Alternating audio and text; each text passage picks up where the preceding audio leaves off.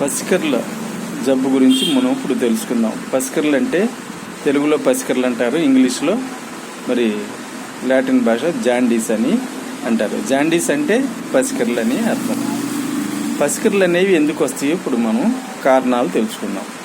పసికర్లు రావడానికి ముఖ్యమైన కారణం కలుషితమైన ఆహారం తీసుకోవటం, కలుషితమైన వాటర్ తాగటం, మరి సిరంజిల వల్ల రావచ్చు. అంటే ఒకరు చేసిన సిరంజి ఒకరికి వాడటం వల్ల కూడా రావచ్చు.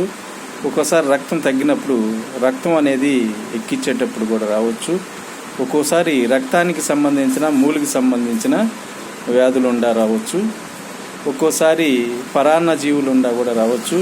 ఒక్కోసారి సంపర్కం వల్ల కూడా రావచ్చు. ఒక్కోసారి లివర్లో గడ్డలుండా రావచ్చు.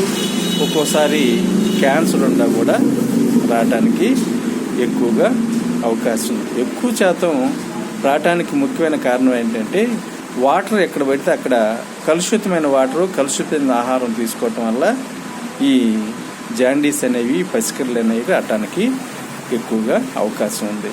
ఈ పసికర్లు రావటానికి మనకి లివర్ పక్కన గాల్ బ్లాడర్ అని ఉంటుంది. లివర్ అనేది పసరుని అంటే జీర్ణరసాన్ని 1.5 లీటర్ తయారు చేసి గాల్ బ్లాడర్కి పంపుతుంది. గాల్ బ్లాడరు మరి చిన్న పేగులకి పంపి ఆహారాన్ని జీర్ణం చేస్తుంది. అయితే ఈ జబ్బు అనేది గాల్ బ్లాడర్కి వచ్చింది కాబట్టి ఆ పసరుని, ఆ జీర్ణరసాన్ని శరీరం అంతటికి పంపలేదు. మామూలుగా అయితే ఆ శరీరం అంతా తిరుగుతూ ఉంటుంది. మరి దానికే మరి గాల్ బ్లాడర్కి జబ్బు చేసింది కాబట్టి అది వర్క్ చేయలేదు కాబట్టి ఆ పసరంతా కూడా ఆగిపోతుంది. ఆగిపోయి అది వర్క్లో ఉండదన్నమాట. అంతా అలాంటప్పుడు మరి లక్షణాలు ఏముంటాయో ఇప్పుడు మనం తెలుసుకుందాం. వారం రోజులు జ్వరం వచ్చింది.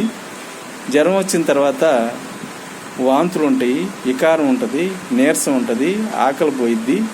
ఈ లక్షణాలన్నీ కూడా ఎంటర్ అవుతాయి. తర్వాత మరి నీరుడు అనేది పసుపు రంగులోకి మారుతాయి. తర్వాత ఈ లక్షణాలు మరి జ్వరం అనేది వారం ఉంటుంది. వారం తర్వాత తగ్గిపోయి ఈ లక్షణాలన్నీ బయటికి కనపడతాయి. తర్వాత శరీరము, కళ్ళు, నాలుక కింద పసుపు రంగులో వచ్చేస్తుంది.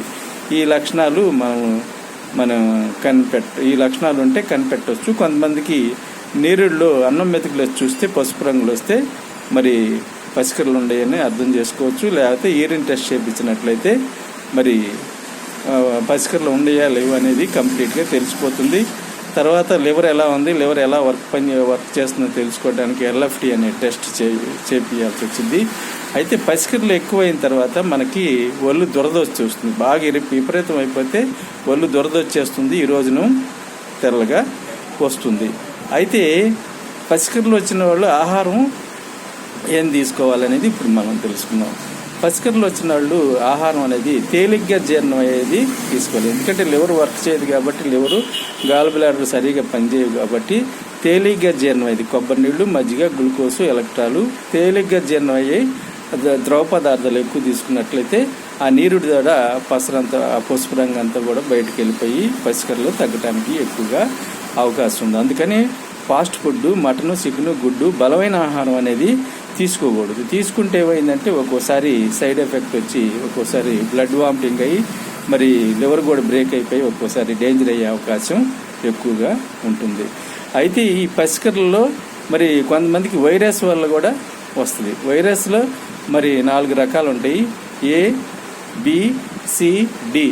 ఈ వైరస్లు మామూలుగా మందు వాడినా వాడకపోయినా ఎక్కువ రెస్ట్ తీసుకొని మనం తేలిగ్గా జీర్ణ ఆహారం తీసుకున్నట్లయితే అవి అంతటయ్యే తగ్గిపోయే అవకాశం ఉంది. అయితే వైరస్ A అనేది కొంచెం తొందరగా తగ్గిపోతుంది. వైరస్ B అనేది కూడా తగ్గుతుంది కానీ కొన్ని కాంప్లికేషన్స్ వచ్చే అవకాశం ఉంది. C, D మటుకు కొంచెం బాగా లేట్ అయ్యి మరి మనం వైద్యం చేయించుకోకపోయినట్లయితే ఒక్కోసారి డేంజర్ అయ్యే అవకాశం కూడా ఉంటుంది.